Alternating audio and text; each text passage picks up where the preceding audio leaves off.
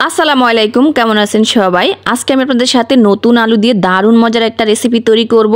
আশা করছি এই রেসিপিটা আপনারা কখনো খাননি, একবার বাসায় তৈরি করে দেখবেন। একদম সম্পূর্ণ একটা ইউনিক নতুন রেসিপি, যেটা কিন্তু বাচ্চা থেকে বড় সবাই অনেক বেশি পছন্দ করবে। আর এই রেসিপিটা দেখতে যেমনি সুন্দর, খেতে আলহামদুলিল্লাহ অনেক বেশি মজা হয়েছিল। আপনারা এটা বাসায় তৈরি করে বাসার সবাইকে চমকে দিতে পারেন। আসছে রমজান মাসেও কিন্তু আপনারা এই রেসিপিটা রাখতে পারেন আপনাদের ইফতারিতে। অবশ্যই রেসিপিটা বোঝার জন্য প্রথম থেকে শেষ পর্যন্ত দেখার চেষ্টা করবেন। এখানে আমি নিয়েছি কিছু আলুগুলোকে আমি খুব ভালো করে ধুয়ে পরিষ্কার করে নিয়েছি। যেহেতু নতুন আলু, তাই খোসা ছাড়ানোর কোনোই ঝামেলা নেই। এখন আলুগুলোকে আমি মাঝখান থেকে একটু কেটে দিচ্ছি। এখানে আমি আজকে 3টা আলু দিয়ে এই নাস্তাটা তৈরি করব। আপনারা চাইলে কিন্তু বেশি করে তৈরি করতে পারেন। এখন আলুগুলোকে আমি একটা হাঁড়িতে বসিয়ে দিয়ে দিচ্ছি, আর দিয়ে দিচ্ছি পরিমাণ মতো পানি। এখানে স্বাদ অনুযায়ী লবণ দিয়ে দিচ্ছি। এখন চুলাটা জ্বালিয়ে আমি এটাকে সেদ্ধ করে নেব। এখানে আলুটাকে বেশি সিদ্ধ করা যাবে না, 80% সিদ্ধ করে নিতে হবে। আর এখানে আমি মুরগির বুকের অর্ধেকটা মাংস নিয়েছি। এখন এর মাঝে দিয়ে দিচ্ছি আদা রসুন বাটা, দিয়ে দিচ্ছি পরিমাণ মতো লবণ। এখন আমি পরিমাণ মতো পানি দিচ্ছি, দিয়ে তারপর চুলায় এটাকে সিদ্ধ বসিয়ে দিচ্ছি। আর এদিকে দেখুন আমার আলুটাও কিন্তু খুব সুন্দর করে সিদ্ধ হয়ে গেছে। আমি আপনাদেরকে দেখিয়ে দিচ্ছি এটা কতটা সিদ্ধ করে নিয়েছি। এই যে দেখুন, এটাকে আমি 80% সিদ্ধ করে নিয়েছি। পুরোপুরি সিদ্ধ করা যাবে না। আলুগুলা সিদ্ধ করা হয়ে গেছে। এখন আমি চুলা থেকে নামিয়ে নিচ্ছি। আলুগুলাকে আমি একটু ঠান্ডা করে নিচ্ছি। আলুগুলি মোটামুটি ঠান্ডা হয়ে গেছে। এখন একটা চামচ নিয়েছি, চামচের সাহায্যে আমি মাঝখান থেকে এটাকে খুব সুন্দর করে ছাড়িয়ে নিব। আপনারা দেখতে থাকুন আমি কাজটা কিভাবে করে নিচ্ছি। এই কাজটা কিন্তু খুব সাবধানতার সাথে করতে হবে, তা না হলে কিন্তু আলুটা ভেঙে যাওয়ার একটা সম্ভাবনা থাকবে। আমরা কিন্তু আলু খেতে অনেক বেশি পছন্দ করি, বাচ্চারা তো আরও বেশি পছন্দ করে। আর আজকের এই আলুর নাস্তাটা একেবারেই নতুন, আপনারা চাইলে বাসায় অবশ্যই তৈরি করতে পারেন, সবাই অনেক বেশি পছন্দ করবে। আর আলুর যে মাঝখানের অংশটা, সেটা কিন্তু আমরা ফেলে দেব না, এটাও আমরা কিন্তু রেসিপিতে ব্যবহার করব। এই তো দেখুন, আমি কিন্তু নৌকোর মতো আলুর খোসাটা খুব সুন্দর করে ছাড়িয়ে নিয়েছি। এইভাবে করে কিন্তু আমি সবগুলো আলু ছাড়িয়ে নেব। বন্ধুরা, যারা এখনও ভিডিওতে একটা লাইক দেননি, প্লিজ একটা লাইক দিয়ে দিবেন। আপনাদের একটা লাইক কমেন্ট কিন্তু আমাকে অনেক উৎসাহ জাগায় এরকম সুন্দর সুন্দর ভিডিও তৈরি করার জন্য। এই তো আমি সবগুলো আলুর ভেতর থেকে ছাড়িয়ে নিয়েছি।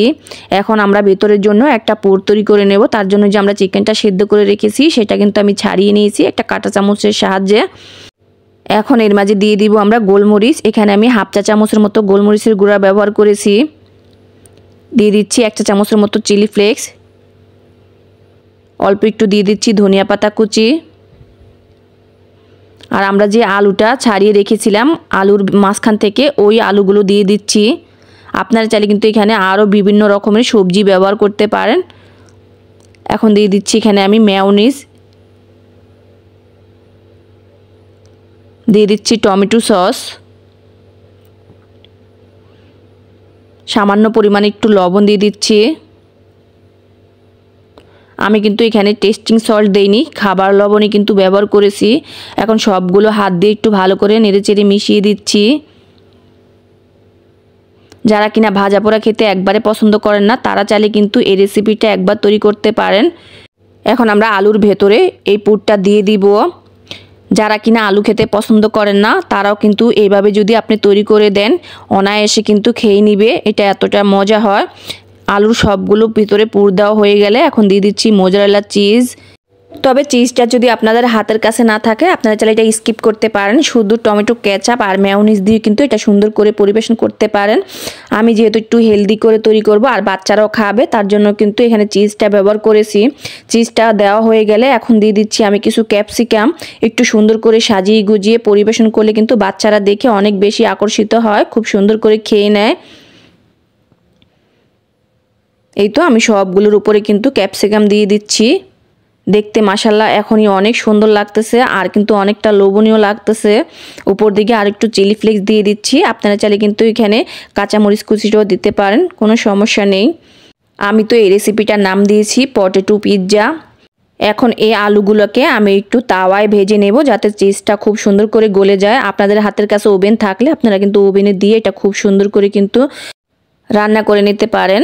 এখন আমি ফ্রাই প্যানে আলুগুলো দিয়ে দিচ্ছি, তারপর একটা ঢাকনা দিয়ে এটাকে বেশিক্ষণ রাখতে হবে না, 5 মিনিটের মতো রাখলেই কিন্তু চিজটা খুব সুন্দর করে গলে যাবে আর নিচের দিকটা একটু মুচমুচে হবে, খেতে অনেকটা বেশি ভালো লাগবে। আর যে আমরা বাটার ব্যবহার করেছি ওটারও খুব সুন্দর একটা ফ্লেভার পাওয়া যাবে। আর চুলা আঁচটা কিন্তু একদম মিডিয়াম আঁচ রেখে তারপরে কিন্তু এই কাজটা করে নিতে হবে। আমি 5 মিনিটের মতো ঢাকনাটা ঢেকে দিয়েছি। 5 মিনিট পর আমি ঢাকনাটা খুলে নিচ্ছি। মাশাআল্লাহ, দেখুন দেখতে কত সুন্দর হয়েছে আর এত সুন্দর একটা ফ্লেভার বের হচ্ছিল। আপনারা যদি বাসায় তৈরি না করেন তাহলে কিন্তু বুঝতেই পারবেন না এই রেসিপিটা কতটা মজা হয়েছিল। দেখুন মাশাআল্লাহ, দেখতে এখনই কতটা লোভনীয় লাগতেছে।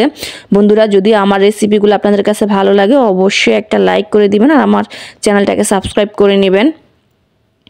এই তো আমি চুলা থেকে নামিয়ে নিচ্ছি আর আপনাদেরকে পরিবেশন করে দেখিয়ে দিচ্ছি এটা কতটা সুন্দর হয়েছে।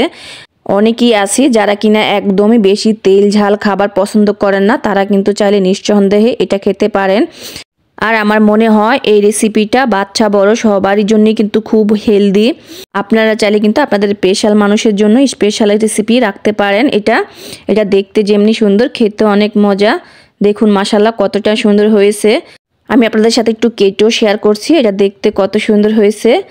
আজকের মতো এখানে বিদায় নিচ্ছি। সবাই ভালো থাকবেন, নিরাপদে থাকবেন, সবাই সবার জন্য দোয়া করবেন।